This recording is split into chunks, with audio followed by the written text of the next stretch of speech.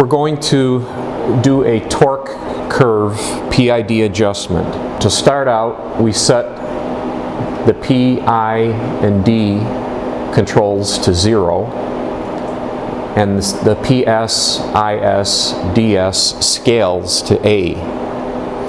This is the lowest range, and these scales are like a coarse adjustment when the slider is a fine adjustment within that range.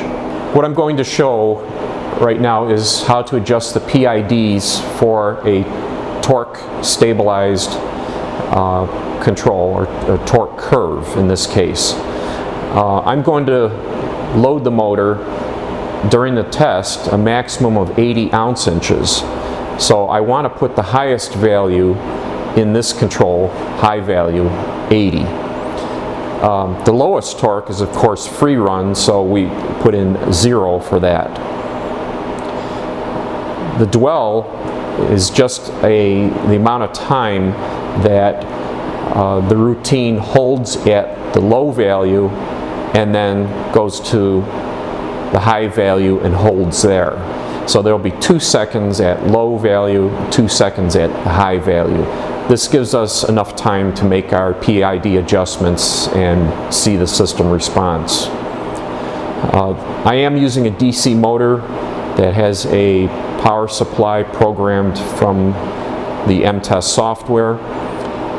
In this case, I'm setting the motor voltage to 10 volts. Each parameter, P, I, and D, have a slider which goes from 0 to 99, and a scale which goes from A through I.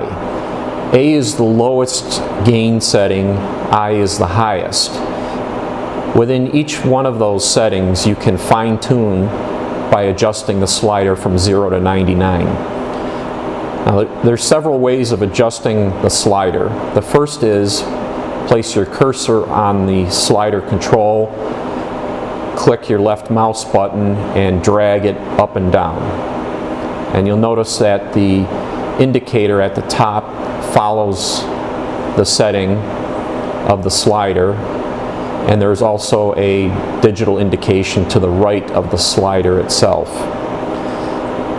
You can also move the mouse to the approximate value and click the left mouse button once, and the slider will jump to that value. The third way of adjusting the slider is to double click in the window and type in a value. You'll need to take your mouse off of that control and click it elsewhere on the screen for the value to be entered in. On the range or the scale settings, A through I, you can use the up-down arrows to the left of the indicator and click on those to change. Or you can put your cursor in the window itself, click, and then drag down to the desired range, and then select it with another left click of the mouse. So to begin our adjustment, we need to put something in the P term. So we'll just put an arbitrary number of 50 in there. You see the slider comes up to 50. The slider is a fine-tuning adjustment within the scale that is selected by the PS, or the P scale control. What you'll see on the screen are 3 colored lines. The blue one is the control signal that we're sending down to our dynamometer controller. That will cycle between our low value and our high value. So you'll see a square wave, 2 seconds at low, 0, 2 seconds at the high value, 80. The green line is giving you a reference for our initial setting for the P term. This is 25% of our target value, which is the high. In this case, it would be 20 ounce inches.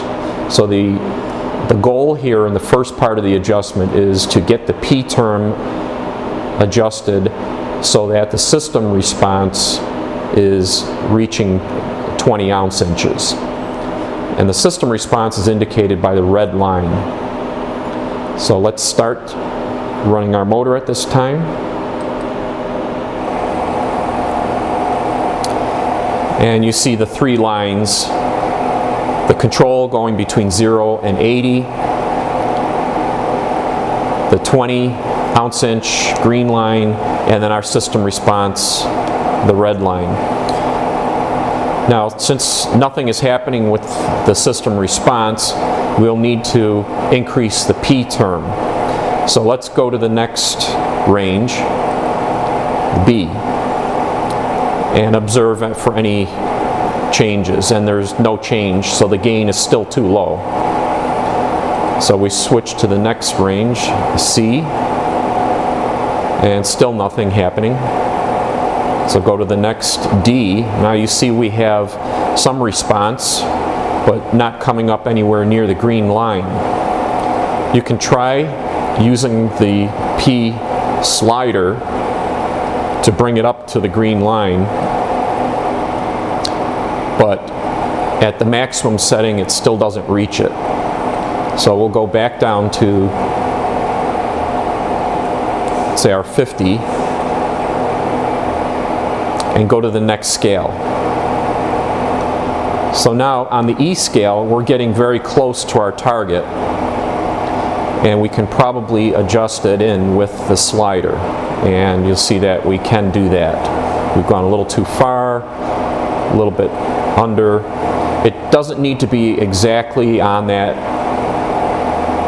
green line, but it is a good starting point for the control. Once we've achieved that, we need to focus on the I term. Now the I term is going to cause our system response to come up to our target value. What we're looking for is a fast response, and generally you get that by adjusting for a small amount of overshoot, but you also want it to become stable so it cannot oscillate much once it reaches that target.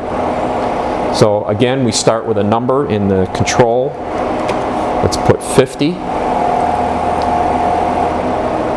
And you see a little bit of action is happening, but not enough.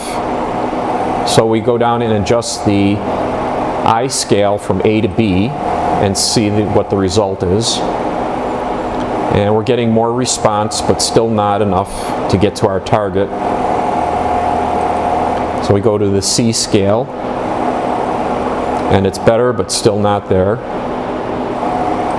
Go to the D scale.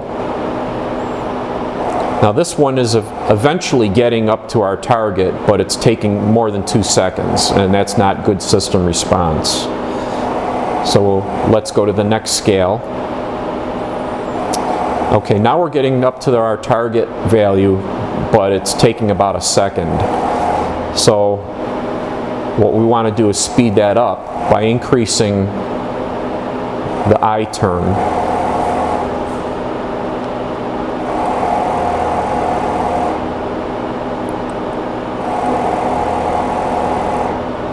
Okay, now we're getting fast response. It's overshooting a little, but it is coming and stabilizing at the target value. So at this point, we could say that the system is properly tuned, and we could continue on with our motor testing.